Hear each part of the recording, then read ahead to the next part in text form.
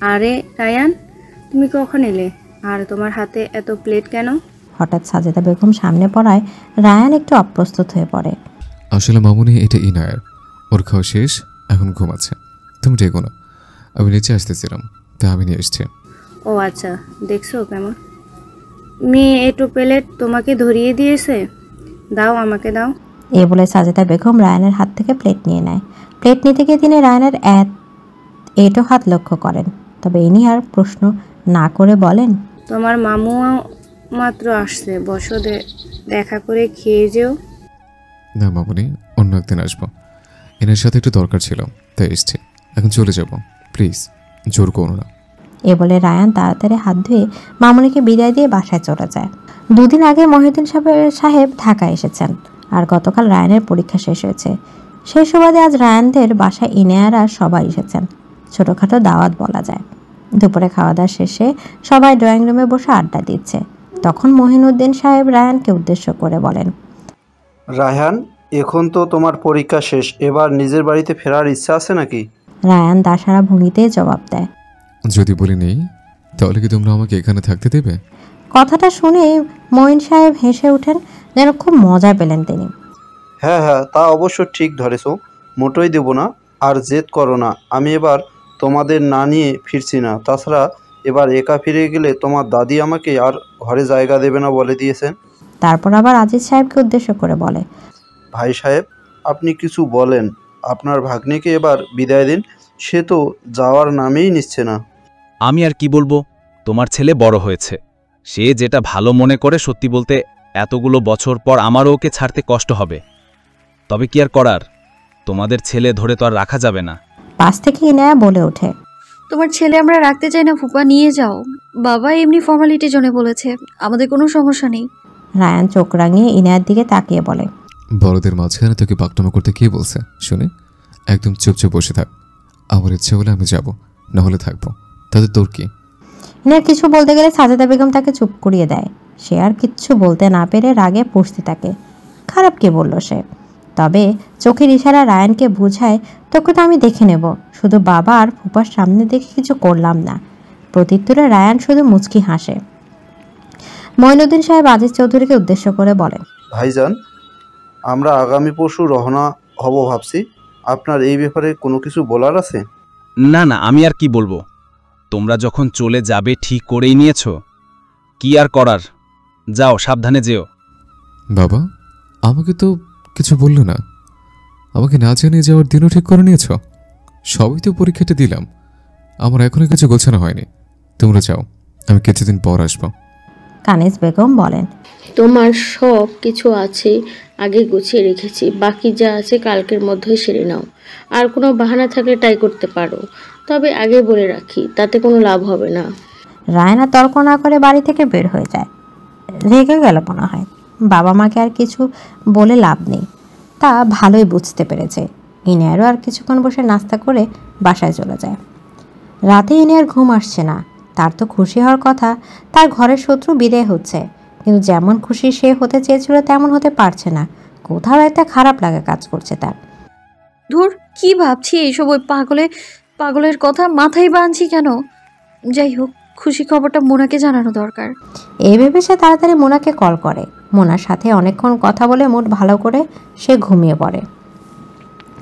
পরদিন সকালে ইনিয়া ভার্সিটি চলে যায়। দুটো ক্লাস শেষ করে সে মোনাকে বলে, মোনা চল ক্যান্টিনে যাই, আর ক্লাস করতে ইচ্ছে করছে না। আচ্ছা চল। মোনাও তাতে সম্মতি দেয়। দুই বান্ধবী ক্যান্টিনে বসে কিছুক্ষণ আলাপ করে। কিছুক্ষণ পর মোনা বলে ওঠে, কিরে জানো, তোর কি মন খারাপ? মন খারাপ আর আমার? পাগল নাকি? মন খারাপ হতে যাবে কেন? আর তোরই বা কেন মনে হচ্ছে এমনটা? রায়ান ভাইয়া চলে যাচ্ছে বলে? ধুর, কি বলছিস এসব? রায়ান চলে গেলে আমার মন খারাপ হবে কেন? আমি তো ওর যাওয়াতে অনেক খুশি। কাল থেকে আমি পুরোপুরি স্বাধীন, কেউ আমার ব্যাপারে নাক গলাবে না আর। কিন্তু আমার তো মনে হচ্ছে তোর কষ্ট হচ্ছে, কিন্তু তুই সেটা কাউকে বুঝতে দিতে চাস না, এমনকি নিজেকেও না। ইনিয়া মোনার মাথায় একটা গাঁটটা মেরে বলে, তোর মাথা উল্টাপাল্টা ভেবে মাথা খারাপ করার দরকার নেই, চল বাসায় যাই, আজকে আর ক্লাস করার মুড নেই। মোনা আর কথা বাড়ায় না। ঠিক আছে চল। এ বলে দুজন যে যার বাসায় চলে যায়। রাত 10:30। ইনা ভার্সিটি থেকে ফিরে খেয়ে ঘুমিয়েছিল, উঠেছে মাত্র। সাজেদা বেগম আর জাগায়নি, মেয়ের শরীর খারাপ ভেবে ঘুমোতে দিয়েছেন। রাতে খাওয়ার জন্য ডেকে গেছেন কয়েকবার, ইনা খাবে না বলে জানিয়েছেন।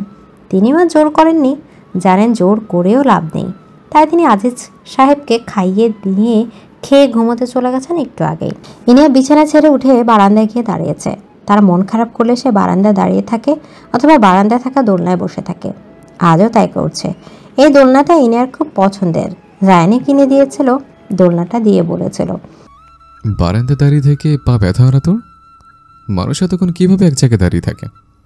ইনিয়া দোলনাটার দিকে তাকিয়ে এই কথাগুলো মনে করেছিল, তারপর গিয়ে দোলনায় বসে।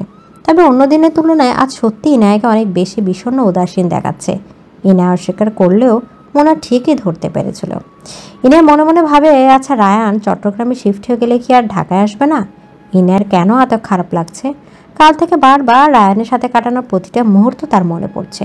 কালকে শেষবার রায়ানদের বাসায় দেখেছিল, তখন রায়ান রেগে বেরিয়েছিল বোধহয়। তারপর আর দেখা বা কথা হয়নি তার সাথে। আগে তো কত কল করতো, সে বিরক্ত হতো। তবে কাল থেকে কেন যেন ইনায়া চাইছে রায়ান তাকে কল করুক বা আগের মতো হুট করে চলে আসুক তাকে বিরক্ত করতে। কাল সকালেই তো চলে যাবে, এরপর কি আর আসবে কখনো? এসব ভাবতে ভাবতে একসময় ইনার চোখের কোণে পানি জমে। সে অবাক হয়ে দ্রুত চোখের পানি মুছে নেয়। কাঁদছে কেন সে? তার তো কাঁদার কথা নয়, তাও আবার রায়ানের জন্য। সারা বছর সে দোয়া করেছে রায়ান যেন চট্টগ্রাম ফিরে যায়। এখন যখন সত্যি চলে যাচ্ছে সে সহ্য করতে পারছে না। তখনই গেটে বাইকের আওয়াজে ধ্যান ভাঙে তার। এত রাতে কে আসতে পারে? রায়ানের কথা মাথায় আসতে ইনিয়া দৌড়ে নিচে যায় দরজা খুলতে। গত 9 বছরে প্রথম রায়ানের আগমনে ইনিয়া এত খুশি যে নিজে দৌড়ে যাচ্ছে দরজা খোলার জন্য। দরজা খুলতে দেখে রায়ান দাঁড়িয়ে। ইনায়া কিছু বলে না, শুধু তাকিয়ে দেখে রায়ানকে। আজ অন্যরকম লাগছে সুদর্শন ছেলেটিকে। আজ ভীষণ উদাসীন লাগছে।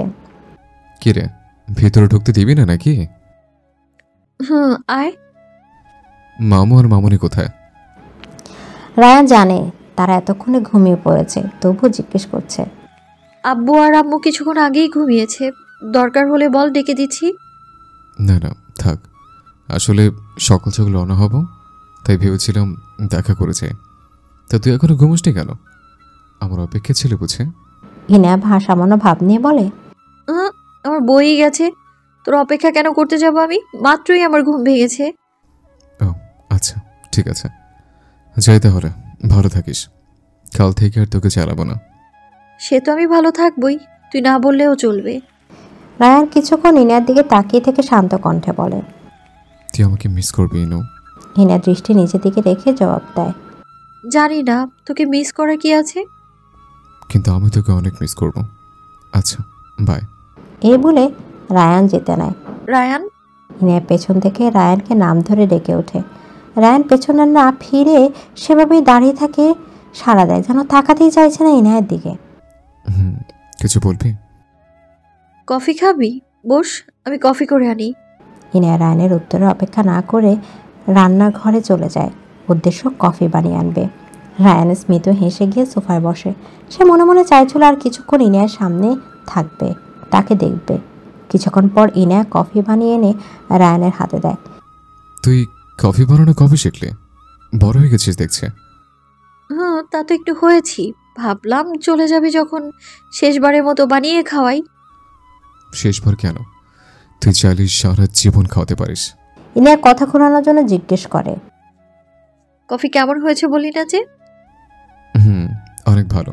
তারপর অনেকক্ষণ দুজনে চুপচাপ একে অপরের দিকে তাকিয়ে থাকে, যেন অনেক কথা জমে আছে, কিন্তু কারো বলার সাধ্য নেই। কফি শেষ করে রায়ান চলে যায়। ইনায়া সেখানে দাঁড়িয়ে রায়ানে যাওয়ার পানে চেয়ে থাকে। এদিকে চট্টগ্রাম বিভাগের সবচেয়ে বড় ও গুরুত্বপূর্ণ শহর এবং বাংলাদেশের দ্বিতীয় বৃহত্তম নগরী। চট্টগ্রাম শহর দেশের প্রধান সমুদ্র বন্দর সহ অর্থনৈতিক, বাণিজ্যিক ও শিল্পের কেন্দ্র হিসেবে পরিচিত।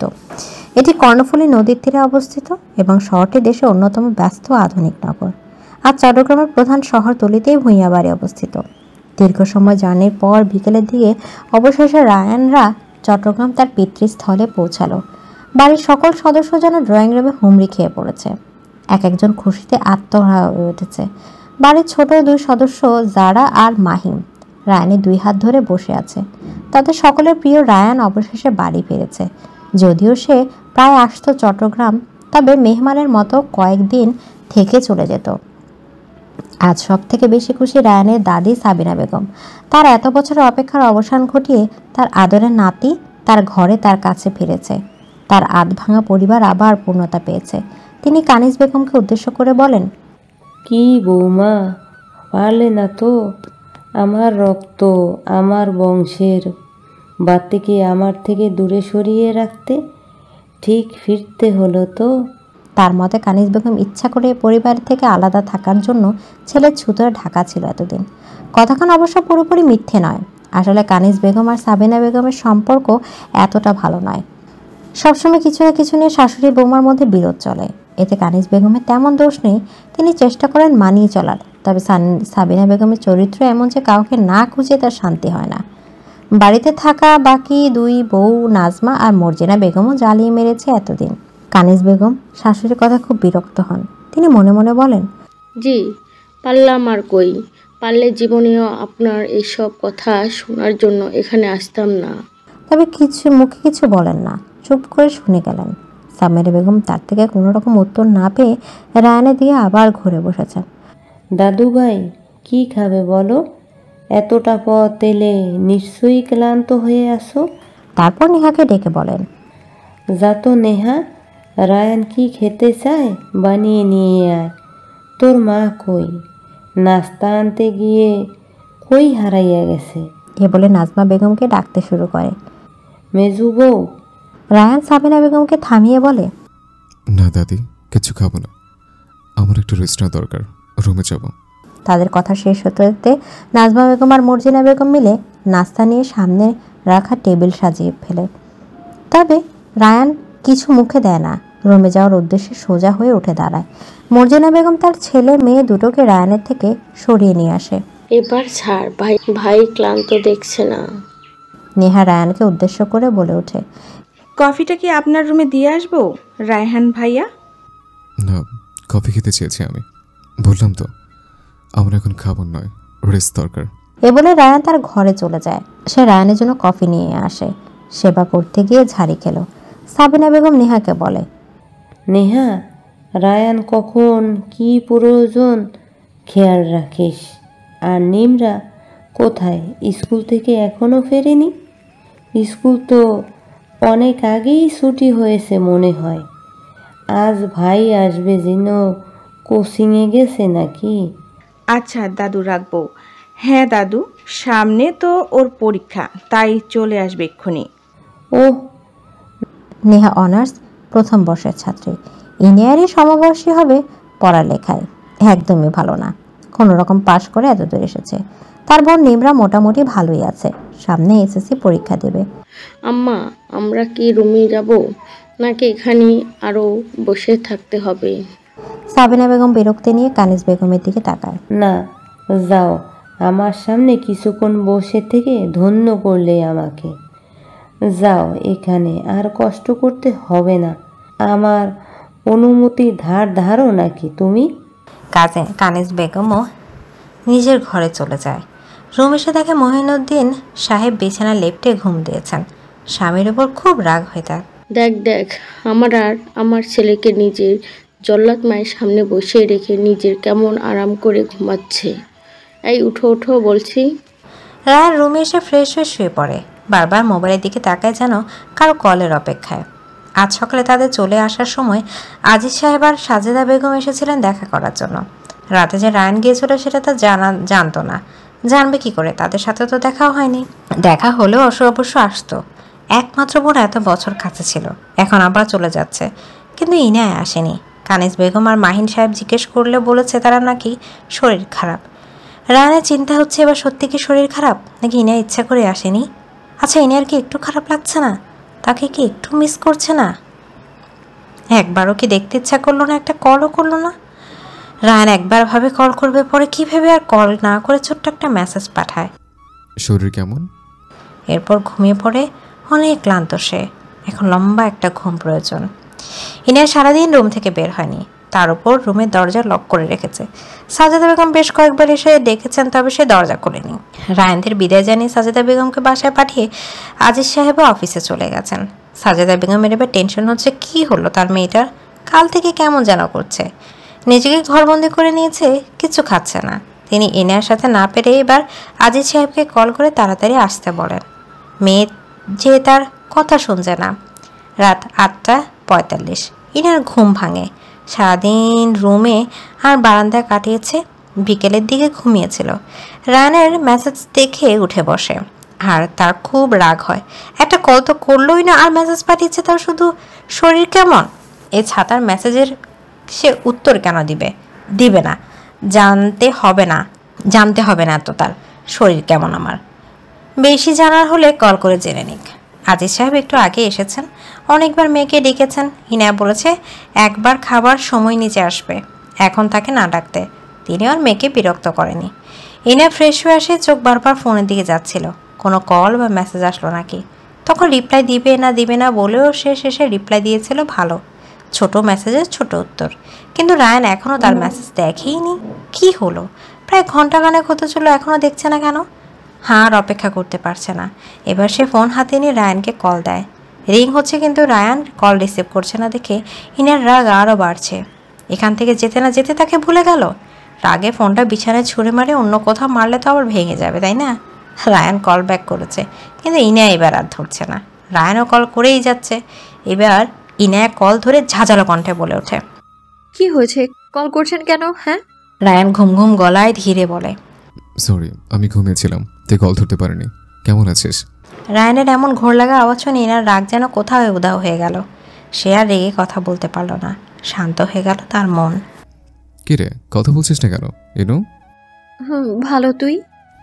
তোকে ছাড়া কিভাবে থাকি বল? আমার সব ভালো লাগা যে তোকে ঘিরে, যেখানে তুই নেই, তোর থেকে এত দূরে এসে আমি কি ভালো থাকতে পারি? ইনা মিনমিনিয়ে বলে ওঠে, তা যেতে বলেছে কে? কি বললি বুঝিনি, আবার বল। না কিছু না। ফুপু কেমন আছে? কখন গিয়ে পৌঁছালি? ভালোই, বিকেলে এসেছে, ঘুমিয়েছিলাম, তোর কলের আওয়াজে ঘুম ভাঙলো। আজ মামু আর মামুনির সাথে এলে না কেন? ওহ, ডিস্টার্ব করলাম বুঝি। আচ্ছা ঘুমার, তাহলে রাখছি আমি। আর গতকাল রাতেই তো দেখা হলো, তাই আজ আর যাইনি। এই না না, আমি কখন বললাম ডিস্টার্ব করেছিস? তখনই দরজায় কেউ নক করে। রায়ান বলে ওঠে, কে? অপর পাশ থেকে ইনায়া বলে, কেউ এসেছে নাকি? মনে হয়। আচ্ছা 1 মিনিট হোল্ড কর, কল কাটবি না কিন্তু। আবারও দরজায় কড়াঘাতের শব্দ আসে। রায়ান আবার জিজ্ঞেস করে, কে? অপর পাশ থেকে জবাব আসে, আমি। রায়ান বিরক্ত হয়ে বলে, আমিটাকে? আমি নেহা। দাদু ডাকছে, রাতের খাবার খাবেন না? তুমি যাও, আমি আসছি। আচ্ছা। বলে নেহা চলে যায়। ইনায়া জিজ্ঞেস করে, তুমিটা আবার কে? নেহা? তোর চাচা তো বোন নেহা? ডিনারের জন্য ডাকতে এসেছে। তুই গেছিস? না এখনো খাইনি। আচ্ছা তুই খেতে যা, রাখছি আমি। কেন খাসনি? এখন কি খাবার খাবি? আমি কিন্তু মামুনিকে কল করে জিজ্ঞেস করবো খেয়েছিস নাকি। যাচ্ছি, বাবা ডাকছে। আচ্ছা রাখি, রাতে কল দিব প্লিজ, ধরিস। না দিবি না, আমি খেয়ে ঘুমোবো। আমি তো দিবই, বাই। এ বলে রায়ান কল কেটে দেয়। ইনার ঠোঁটের কোণে হালকা হাসি দেখা যায়। তখনই নিচ থেকে আজিজ সাহেব কণ্ঠে ভেসে আসে, ইনু, আম্মু খেতে এসো। আসছি বাবা। ইনা নিচে খেতে চলে যায়। তার মন একটু হালকা হয়েছে। ভুইয়া বাড়ির খাবার টেবিলে আছে রাজকীয় ভোজনের আয়োজন করা হয়েছে। রায়ান চট্টগ্রামে এলে তার চাচিরা সব সময় নিজ হাতে তার পছন্দের খাবার রান্না করেন।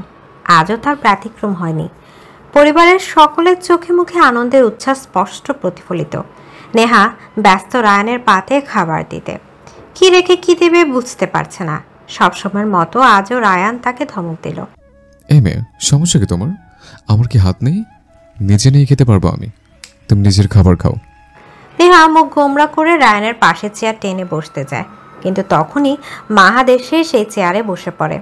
আপু, আমি ভাইয়ার পাশে বসে প্লিজ। নেহার এবার খুব রাগ হয়, তবে সবার সামনে তা প্রকাশ করতে পারে না। চুপচাপ অন্য একটা চেয়ারে গিয়ে বসে পড়ে।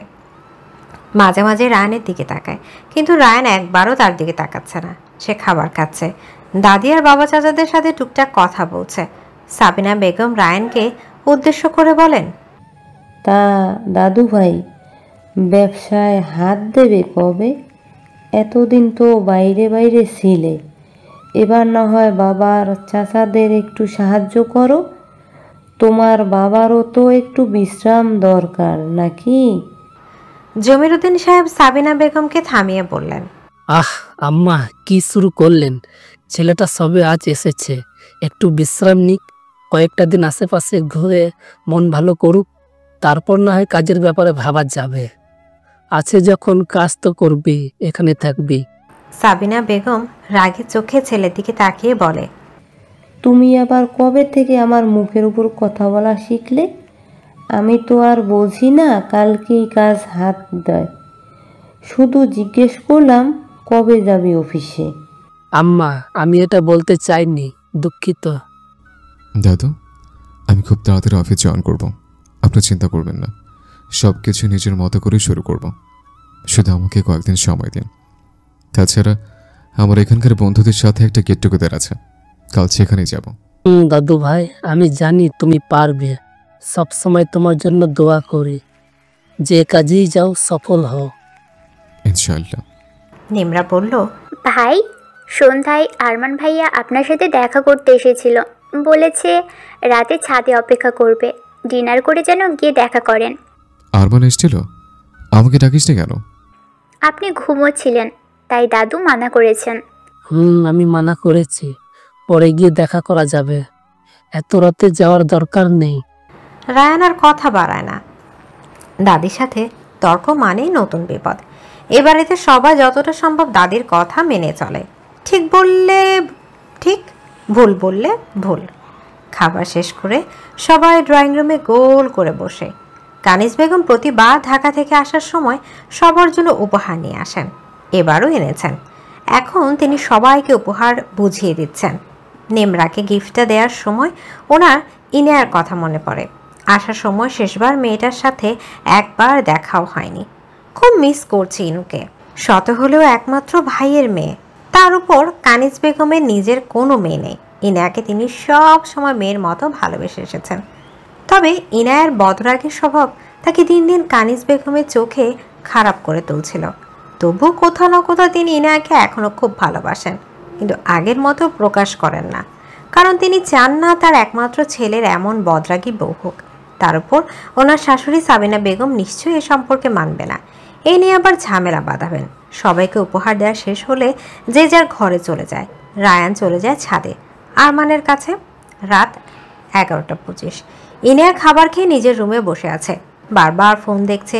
হয়তো রায়ান কল করবে বলছিল তাই, কিন্তু অনেকক্ষণ হলো কোনো কল আসছে না। দেখে সে আবার শুয়ে পড়ল, কিন্তু ঘুম আসছে না। উঠে বসে চোখ যায় বুকশেলফের এক কোণে রাখা একটি পুরনো ডায়েরির দিকে। তার বয়স যখন 16-17 তখনকার ডায়েরি এটা। এখন আর কিছু লিখে না, আগের লেখাগুলো পড়লেও অবাক লাগে। এমন অনুভূতি নাকি তার ভেতরে ছিল, তবু রেখে দিয়েছে একসময় স্মৃতি ভেবে। কিন্তু আজকাল সেই অনুভূতিগুলো তার মনের গভীরে আবার উকি দিচ্ছে। আজ তার ইচ্ছা হলো আবার কিছু লিখতে। গতকাল একটা গান শুনেছিল যা তার সাথে আংশিক মিলে যায়। আস্তে আস্তে উঠে ডায়েরিটি হাতে নেয়, তারপর টেবিলে বসে কাঁপা হাতে লিখতে শুরু করে। গোপনের প্রেম গোপনে গিয়েছে ঝরে, আমরা দুজনে কখন গিয়েছি সরে। ফুলঝুরি থেকে ফুল ঝরে গেলে মালা কিসে গাঁথা হয়। তোমার পথের কাটাই ভেবেছ পড়ে, বলতে পারিনি তোমার মতো করে। জল ছবি ভেবে ভুল করেছিলে, ভালোবাসা সে তো নয়। লজ্জা জড়ানো ছন্দে কেঁপেছি, ধরা পড়েছিল ভয়। তখন তোমার 21 বছর বোধ হয়, আমি তখন অষ্টাদশীর ছোঁয়ায়। লেখা শেষ করে ডায়েরিটি আবার জায়গায় রেখে সে ঘুমিয়ে পড়ে। আর জেগে থাকা যাবে না, আজেবাজে চিন্তা আসছে মনে। আরমান রায়ানের ছোটবেলার বন্ধু, আবার প্রতিবেশীও। দুই বন্ধুর বন্ধন খুবই ভালো। তাদের ছাদ দুটো একসাথে লাগানো, চাইলে এক ছাদ থেকে আরেক ছাদে যাওয়া যায়। রায়ান চট্টগ্রাম এলে বেশিরভাগ সময় আরমানের সাথেই কাটায়। রায়ান ছাদে উঠে দেখে আরমান আগে থেকেই বসে সিগারেট খাচ্ছে। রায়ান ধীরে গিয়ে আরমানের পাশে দাঁড়ায়, তারপর তার মুখ থেকে সিগারেটটা নিয়ে নিচে ফেলে পা দিয়ে পিষে দেয়। এটা কি হলো? তোর না হয় খাওয়া বারণ, তাই খাস না, তাই বলে আমাকেও খেতে দেবে না? না, দেব না। এগুলো খাওয়া বন্ধ কর। আচ্ছা, এসব জ্ঞান দেওয়া বাদ দে, আগে বুকে আয় শোনা। কতদিন তোমার মুখখানা দেখি না। এই বলে রায়ানকে জড়িয়ে ধরে। সর বেটা, কে কোথাকার। আচ্ছা, তোর যে সমস্যা আছে ডাক্তার দেখিস না কেন বলতো? কি বলতে চাইছিস? আমার আবার কিসের সমস্যা? আমি কি তোর গার্লফ্রেন্ড নাকি বউ? জানছো না, কাছে আসো। এসব কি? হ্যাঁ, ভালো হয়েছে, তাহলে সারা জীবন সিঙ্গেলে থাকবে, বউ জুটবে না। বউয়ের দরকার কি? জানো তুমি তো আছো। আবার উফ, তোরে যা শালা কি একটা। আচ্ছা আচ্ছা বাবা, রাগিনীর কন্যার সাথে থেকে তুইও দেখছি অগ্নিশিখা হয়ে গেছিস। তা একটু হয়েছে। তা বল, কি খবর তোর? আমার আর কি খবর হবে ভাই, আমি সিঙ্গেল মানুষ, রাগ করা বা ভালোবাসার মতো কেউ নাই রে, নিরামিষ জীবন পার করছি। তুই বল, তোর কি খবর? শুনেছি একেবারে চলে এসেছিস, তা তো রাগিনীকে একা রেখে কিভাবে আসলি বন্ধু? আমার তো এখনো বিশ্বাস হচ্ছে না। রায়ান মুচকি হেসে বলল, কখনো কখনো কাছে আসার জন্য একটা দূরত্ব সইতে হয়। আমি তেমনই ক্ষণকালের জন্য দূরে এসেছি, তারপর একেবারে নিজের করে নেব। রায়ান নিচে এসে ইনায়াকে অনেকবার কল করে, কিন্তু ইনায়া ধরছে না। সে তো কখন ঘুমিয়ে পড়েছে। কল ধরছে না দেখে রায়ান একটা মেসেজ দিয়ে ঘুমিয়ে পড়ে। Good night Angel. গত 2 দিন ধরে ইনায়ার ক্লাস টেস্ট চলছিল। আজ পরীক্ষা দিয়ে সে আর মোনা ক্যাম্পাসে বসে কথা বলছে।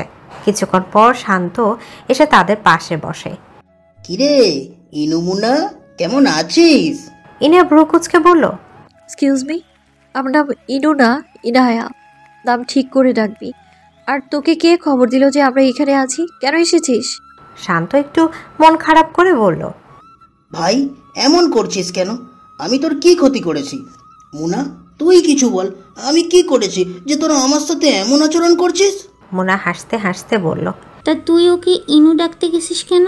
জানিস না ও এসব পছন্দ করে না? এ বলে রাফি উঠে যেতে লাগলো।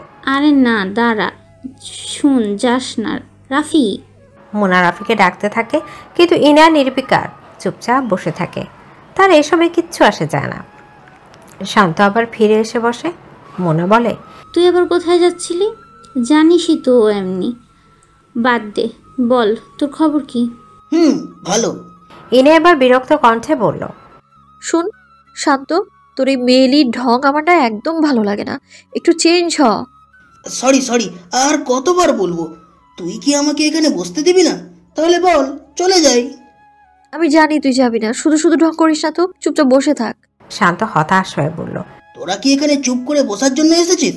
ক্যাম্পাসে মানুষ বসে, আড্ডা দেয়, আর তুই বলছিস চুপচাপ বসে থাকবো? হ্যাঁ না, তোকে বসতেই হবে না, যা এখান থেকে। মোনা রাগ করে বলল, তুই আবার ওকে তাড়াচ্ছিস কেন? দেখ না কেমন গম্ভীর মুখ করে বসে আছে। শান্ত আবার বলল, ঠিক আছে, যাচ্ছি, বাই। মোনা বিরক্ত হয়ে বলল, থামবি তোরা? রাফি দোস্ত, যা না ক্যান্টিন থেকে কিছু নিয়ে আয় প্লিজ। এই বলে শান্ত উঠে চলে যায়। ইনা মুচকি হেসে ফোন দেখতে থাকে। দেখলি, তোর জন্য এমন হলো। ছেলেটা আমাদের কত কাজে আসে বলতো, তুই ওর সাথে এমন কেন করিস ইনু? এখন আমাকেই খাবার আনতে যেতে হবে। ধুর। আরে বস, ও ঠিকই নিয়ে আসবে, ঢং করা ওর স্বভাব। যদিও মোনা মানছিল না, তবে ইনার কথাই সত্য হলো। কিছুক্ষণ পরেই শান্ত খাবার নিয়ে হাজির।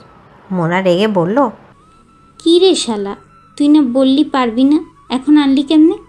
শান্ত হেসে উঠে বলল, আরে আমি তো মজা করছিলাম, নে খা।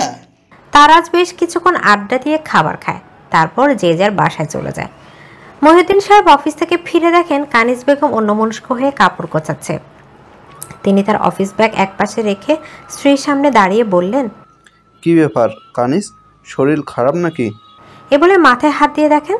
কানিজ বেগম হেসে বললেন, না আমি ঠিক আছি, আমার আবার কি হবে?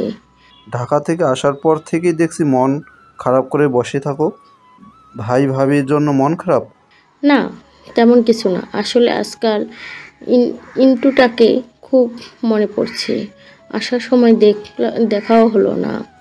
ভাই ভাবির সাথেও প্রতিদিনই কথা হয়, কিন্তু ইন্টুর সাথে তো হয় না। তাহলে ওকেও কল করে কথা বলে নাও। আমাদের সাথেও তো নিয়ে আসতে পারো, এসে ঘুরে যেত। আচ্ছা তুমি ফ্রেশ হয়ে নাও, আমি চা করে আনি। এ বলে কানিজ বেগম চলে গেলেন।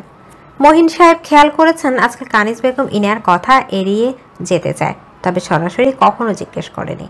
রাত 12টায় রায়ান বাসায় আসে। নেহা ড্রয়িং রুমে বসেছিল যেন কারো অপেক্ষায়। রায়ান কিছু না বলে সোজা উপরে যেতে লাগলো।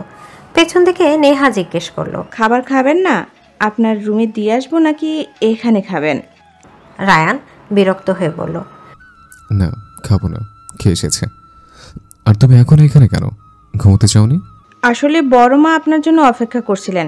আমার রুম তো নিচেই, তাই ভাবলাম আপনি আসা পর্যন্ত অপেক্ষা করি, যদি কিছু লাগে।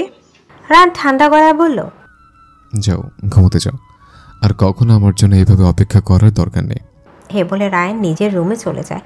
নেহা মন খারাপ করে নিজের রুমে চলে গেল। রায়ান গত 2 দিন ধরে ইনার সাথে কথা বলতে পারছে না। বেশিরভাগ সময় বন্ধুদের সাথেই কাটাচ্ছে, তবুও মন শান্ত করতে পারছে না। মেজাজ খিটখিটে হয়ে আছে, কিচ্ছু ভালো লাগছে না। এই মুহূর্তে তার রাগিনীর সাথে কথা বলাটা যে খুব দরকার। সে কল দিয়েছে অনেকবার, মেসেজ করেছে, কিন্তু ইনায়া ধরছে না। আজকে অনেকবার কল করেছে, কিন্তু ইনার কোনো খবর নেই।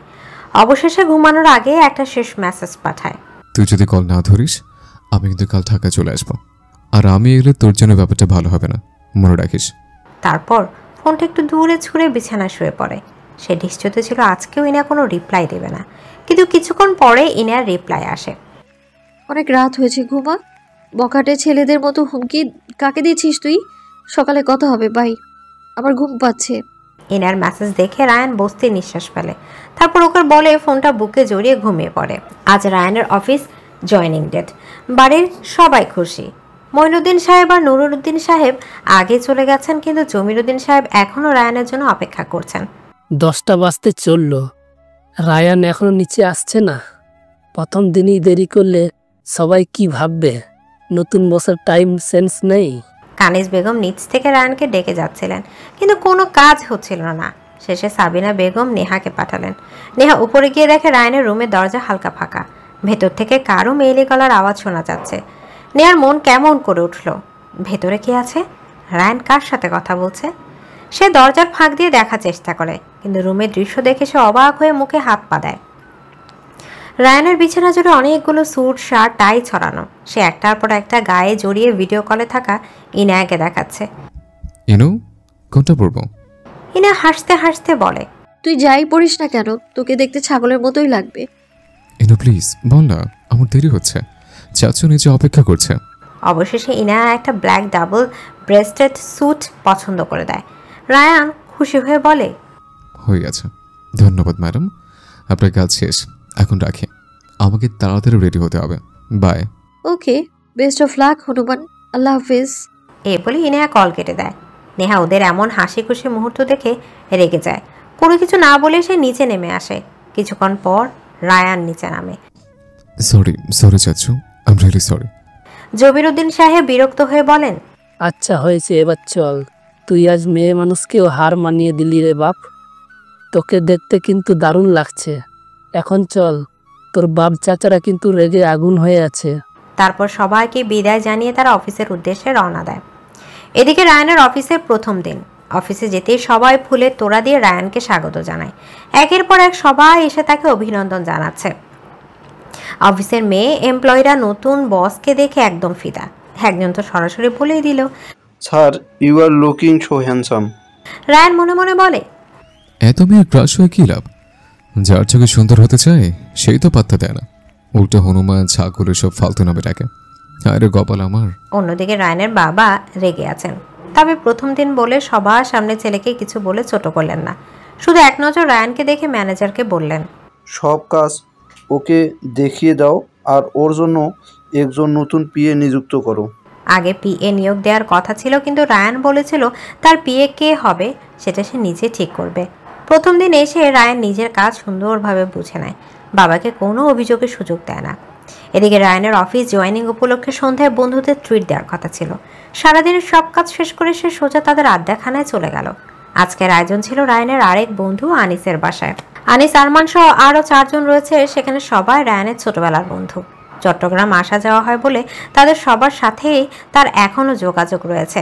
রায়ান সেখানে পৌঁছাতেই সকলে তাকে অভিনন্দন জানাতে লাগলো। আরমান রায়ানকে জড়িয়ে ধরে বলল, ওয়েলকাম সিও সাহেব, আজ এখানে এসে আমাদের সবাইকে ধন্য করে দিলি। কংগ্রাচুলেশন বন্ধু, I am happy for you. নাটক কম করো প্রিয়, এত ফর্মালিটি দেখানোর দরকার নেই স্যার। তারপর সে আরমানকে নিজের থেকে ছাড়িয়ে বাকিদের সঙ্গে হ্যান্ডশেক করতে লাগলো। আজও সবাই মিলে অনেক আনন্দ করলো, আড্ডা দিল। রায়ান তার মাকে কল করে জানিয়ে দিল, আমি বন্ধুদের সাথে আছি, ফিরতে রাত হবে, আমার জন্য যেন কেউ অপেক্ষা না করে, আমি খেয়ে আসবো। এদিকে রাতে খাবার টেবিলে রায়ানকে না পেয়ে সাবিনা বেগম কানিজ বেগমের সঙ্গে রাগারাগি শুরু করলেন। দাদু ভাই কই, এখনো ফেরে নাই? এত রাত হলো। মহিন, তুমি আমার দাদু ভাইকে প্রথম দিনেই এত কাজ দিছো কেন? মহিন সাহেব শান্ত গলায় বললেন, না আম্মা, রায়ান তো সন্ধ্যায় অফিস থেকে বের হয়ে গেছে। তাহলে বাড়িতে ফেরেনি কেন? ফোন করো, কোথায় আছে? কানিজ বেগম বললেন, আম্মা, রাহেন আমাকে ফোন করেছিল, ও বন্ধুদের সাথে আছে, ফিরতে নাকি দেরি হবে।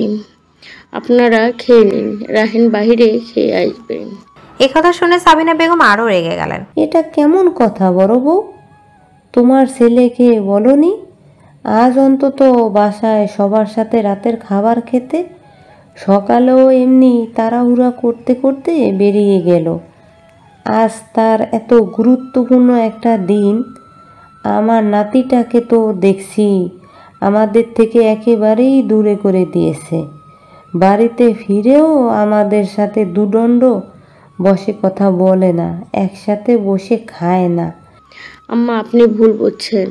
রাহেন আগে থেকেই একটু বন্ধুদের সাথে পরিকল্পনা ছিল, আমি কিছুই জানতাম না। একটু আগে ফোন করে জানিয়েছে যেন অপেক্ষা না করি। আবার মুখে মুখে তর্ক করছো। কয়েক বছর বাপের দেশে থাইকা আমার মুখের উপর কথা কন শিখছো? হ্যাঁ, ছেলেকে বোঝাও, না হলে আমি সময় মতো বাড়ি ফেরার ব্যবস্থা করছি। কানিজ বেগম কিছু বলতে যাবেন, কিন্তু মঈন সাহেব তাকে ইশারায় চুপ থাকতে বললেন। এতে কানিজ বেগম আরও রেগে গেলেন। তিনি শাশুড়িকে আর কিছু না বলে সোজা নিজের ঘরে চলে গেলেন। সাবিনা বেগম ফোঁস করতে করতে মঈনকে বললেন, দেখছো মহিন, দেখছো তোমার বউয়ের স্পর্ধা, দেখো কেমন জেদ দেখাইয়া গেল আমার সাথে। এই জন্যই বারণ করেছিলাম, বউকে বেশি লাই দিও না। বাড়ির বউ বাড়িতেই সুন্দর, বাইরে রাখলে এমনই হয়। মঈন সাহেব একটা দীর্ঘশ্বাস ফেলে বললেন, হ্যাঁ আহা আম্মা, থাক না এসব এখন, আপনি খাবার খান। রায়ানকে আমি বুঝিয়ে বলবো, কাল থেকে সময় মতো বাসায় ফিরবে, সবার সাথে বসে খাবে। এরপর কেউ আর কোনো কথা বলল না। সবাই খাবার খেয়ে যার যার ঘরে চলে গেল। রায়ান রাত 11:45 বাসায় ফিরেছে। এসে ফ্রেশ হয়ে আগে ইনায়াকে কল করে। প্রথম দুবার কল করার পরেও ইনায়া ধরছে না। রায়ান ভাবে হয়তো ঘুমিয়ে পড়েছে। সে নিজেও ঘুমানোর উদ্দেশ্যে শুয়ে পড়ে, কিন্তু ঘুম আসছে না। মনে মনে ভাবে, রাগিনীর সাথে একটা কথা বললেও ভালো লাগতো। সে উঠে বসে, ফোন হাতে নিয়ে আবারও ইনায়াকে কল করে। কিছুক্ষণ পর ইনায়া কল রিসিভ করে ঝাঁঝালো কণ্ঠে বলে, কি সমস্যা তোর? শান্তিতে ঘুমোতেও দিবি না নাকি? এমন করছিস কেন? তোর সাথে কথা না বলে ভালো ঘুম আসছিল না, তাই। তাই কি? হ্যাঁ, তাই তুই আমাকেও ঘুমোতে দিবি না? রাত 12টায় এসেছিস ঢং করতে? যা তো প্লিজ ঘুমা, আর আমাকেও শান্তিতে ঘুমোতে দে। আচ্ছা, আগে সুন্দর করে 2 মিনিট কথা বল, আবার নিজে কল কেটে দেব, প্রমিস। সুন্দর কথা, তাও আবার তোর সাথে? অসম্ভব, পারবো না। ইনো প্লিজ। আচ্ছা বল, আজকে অফিস কেমন লাগলো? যদিও বাপের অফিস, ভালোই লাগার কথা। খোঁজা দিচ্ছিস কাকে? আমি চাইলেই চাকরি করতে বা নিজের ব্যবসা দাঁড় করাতে পারি, কিন্তু এই মুহূর্তে বাবার আমাকে অনেক প্রয়োজন। যা বুঝলাম, ব্যবসার অবস্থা খুব একটা ভালো না। আজকে সব দেখে কাজগুলো বলছে এলাম। আগামীকাল একটা পেয়ে নিয়োগ দিয়ে কাজ শুরু করে দেব। বাহ, ভালোই তো, একদিন গিয়ে সব বুঝে নিলি। তোর কি মনে হয় ভুইয়া গ্রুপের এমডি এমনি হয়ে গেছে নাকি? এত অবহেলা করিস না। কাল থেকে আর চাইলে সময় পাবো না কথা বলার। আলহামদুলিল্লাহ, শুনে অনেক খুশি হলাম। কাল থেকে তাহলে আমি তোর হাত থেকে মুক্ত। মুক্ত কি? খুব তাড়াতাড়ি বুঝতে পারবে, বেশি দিন নেই আর। কি? কিছু না। 2 দিন পর রমজান শুরু হবে। ইনায়া আজ ভার্সিটি যায়নি, সারাদিন ঘুমিয়ে কাটিয়েছে। গতকাল রায়ান 2 মিনিট বলে 2 ঘন্টার বেশি কথা বলেছিল, তাই সকালে ইনায়ার ঘুমই ভাঙেনি। সে মাত্র খাবার খেয়ে নিজের রুমে যাচ্ছিল, তখনই মোনা আসে। মোনা অনেকবার কল করেও ইনায়াকে না পেয়ে এখন বাসায় এসেছে দেখতে। কিরে, বেঁচেই তো আছিস, তাহলে আমার কল ধরিস নি কেন? কতগুলো কল দিলাম, আমি তো ভাবলাম অসুস্থ কিনা। কাল তো বললি আজ ভার্সিটিতে যাবে, আমরা ঘুরবো, আরও কত কি।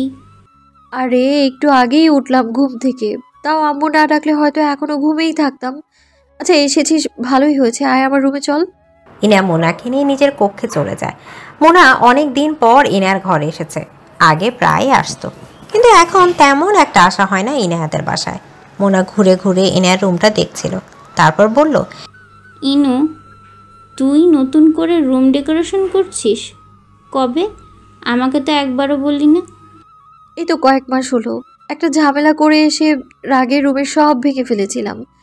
তারপর রায়ান আবার নতুন করে ডেকোরেশন করে দিল, তোকে বলতে মনে নেই আমার। অনেক লাকি রে, রায়ান ভাই তোর কত খেয়াল রাখে। আমার যদি এমন একটা কাজিন থাকতো, বিনা শর্তে তাকে বিয়ে করে নিতাম। ধুর, কি বলছিস এসব? পাগল হয়ে গেলি নাকি? তাই তো মনে হচ্ছে। এ বলে মোনা বুকশেলফের সামনে গিয়ে দাঁড়ালো আর ইনার বইয়ের কালেকশন দেখতে লাগলো। ইনার রুমের জানালা চারপাশ ঘিরে একটা দেয়াল জুড়ে বড় একটা বুকশেলফ রয়েছে, মাঝখানে বসার জন্য একটা ডিভানও আছে। হঠাৎ মোনা চোখ যায় কোনায় পড়ে থাকা ইনার ডায়েরির দিকে। মোনা ডায়েরিটা হাতে নিয়ে দেখতে লাগলো। দেখে মনে হচ্ছে অনেক আগে ডায়েরি লেখাগুলো পুরনো।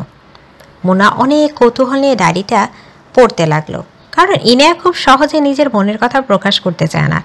যতই বেস্ট ফ্রেন্ড হোক না কেন, ইনা এখনও মোনার সাথে সব কথা শেয়ারও করে না। মোনা মনে মনে ভাবল, আজ এই ডায়েরিটা পড়েই ইনায়ার মনে লুকিয়ে থাকা কথাগুলো ধরে ফেলবো। কিন্তু তার স্বপ্নে এক বালতি পানি ঢেলে দিল ইনায়া। মোনার হাত থেকে ডায়েরিটা ছো মেরে নিয়ে গেল। কি করছিস? এগুলোতে কিছু নেই, ওইদিকে চল। এই বলে সে ডায়েরিটা একটা ড্রয়ারে রেখেও দিল। তারপর মোনার হাত ধরে টেনে অন্যদিকে নিয়ে গেল। ইনু, মোনা অনেকক্ষণ ধরে অবাক হয়ে ইনার দিকে তাকিয়ে আছে। ইনা এবার বিরক্ত হয়ে বলল, কতটুকু পড়েছিস আর কি কি দেখেছিস? মোনা ঠোঁট ফুলিয়ে বলল, ইনু, আমি কি সত্যি তোর বেস্ট ফ্রেন্ড? এটা কেমন কথা মোনা? তুই তো আমার একমাত্র বেস্টি। এ বলে ইনা মোনাকে জড়িয়ে ধরল, কিন্তু মোনা তখনও বড় একটা ধাক্কা সামলাতে পারছে না। তাহলে এত বড় কথা তুই আমাকে বললি না, আর এত বছর ধরে এত কথা আমার থেকে লুকিয়ে গেলি? বললি না তো কতটুকু পড়েছিস? 2 পৃষ্ঠা আর কয়েকটা ছবি। এতটুকুতে এই অবস্থা? পুরোটা জানলে কি করবি? ভালোই হয়েছে তোকে কিছু বলিনি, তাই বেঁচে আছিস। তোর তো আমার প্রতি শুকরিয়া আদায় করা উচিত। মোনা আরও কিছু বলতে যাবে, ঠিক তখনই সাজেদা বেগম মোনার জন্য কফি আর কিছু নাস্তা নিয়ে হাজির হলেন। তাকে দেখে 2 বান্ধবীর সংলাপ সেখানেই থেমে গেল। রমজান শুরু হয়ে গেছে। এদিকে রায়ান আর ইনিয়া যে যার মতো ব্যস্ত হয়ে পড়েছে। রায়ানের কাজের চাপ অনেক বেড়েছে, আর ইনিয়ার ঈদের পরপরই ফাইনাল পরীক্ষা, তাই সেও পড়াশোনায় ডুবে গেছে। সারা বছর যেমনই হোক, পরীক্ষার আগের কয়েক মাস ইনিয়া পড়াশোনার প্রতি খুব মনোযোগী হয়ে পড়ে। রাত দিন এক করে লেখাপড়ার সময়ও দেয়। শত ব্যস্ততার মাঝেও রায়ান রোজ রাতেই ইনায়াকে কল করবেই। প্রথম বিরক্তি দেখলেও ইনায়ার এখন সেটা অভ্যাস হয়ে গেছে। কল না পেলে সে অস্বস্তি বোধ করে, মনে হয় কিছু একটা বাদ পড়ে গেছে। এদিকে সাবিনা বেগম আজকাল বেশ খুশি থাকেন। কানিজ বেগমের সাথে তার ব্যবহারের হঠাৎই এই পরিবর্তন দেখে সবাই অবাক। কানিজ বেগমও বুঝতে পারছেন এত বছর পর তার শাশুড়ি হঠাৎ এত ভালো ব্যবহার করছেন কেন। শুধু তার সাথেই নয়, অন্য বউদের সাথেও তিনি কখনো ভালো আচরণ করতেন না। অথচ যেখানে নাজমা বেগম তার আপন ভাতিজি হওয়া সত্ত্বেও তাকেও তিনি কথাটুকু শোনাতে ছাড়েন না। সে সাবিনা বেগম কিনা এখন বৌমাদের প্রতি এত ভালোবাসা দেখাচ্ছে, তাদের সাথে বসে গল্প করে খেয়েছে কিনা খোঁজ নিচ্ছেন। কানিজ বেগম মনে মনে একটু হলেও বুঝতে পারছেন নিশ্চয়ই এর পেছনে কোনো কারণ তো আছে। সাবিনা বেগম কিছু না কিছু পরিকল্পনা করছেন, তবে সেটা কি তা জানার অপেক্ষায় তিনি আছেন। ভোররাতে সবাই খেতে বসেছে, তবে রায়ান এখনও নিচে নামেনি। সে প্রায় এমন দেরি করে আসে। সাবিনা বেগম কানিজ বেগমকে লক্ষ্য করে বললেন, বড় বউ, দাদুভাই এখনো ওঠেনি? কানিজ বেগম বললেন, উঠেছে আম্মা, আমি দেখলাম ওর রুমে লাইট জ্বলছে। আচ্ছা আমি গিয়ে দেখে আসছি নিচে নামছে না কেন। ঠিক তখনই নিমরা বলে উঠল, বড় মা, আমি ভাইকে ডেকে আনছি, তুমি বসো। কিন্তু সাবিনা বেগম নিমরাকে থামিয়ে দিয়ে বললেন, তোমাকে যেতে হবে না নেহা, যাবে। নেহা তুমি যাও, রায়ানকে ডেকে আনো।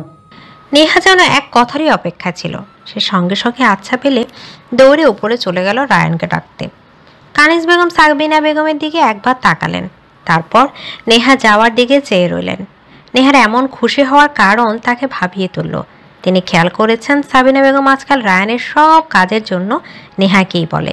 সাবিনা বেগম আবার কি প্ল্যান করছেন? নেহা রায়ানের রুমের সামনে দাঁড়িয়ে আছে, দরজা খোলা, কিন্তু সে ভেতরে ঢুকছে না।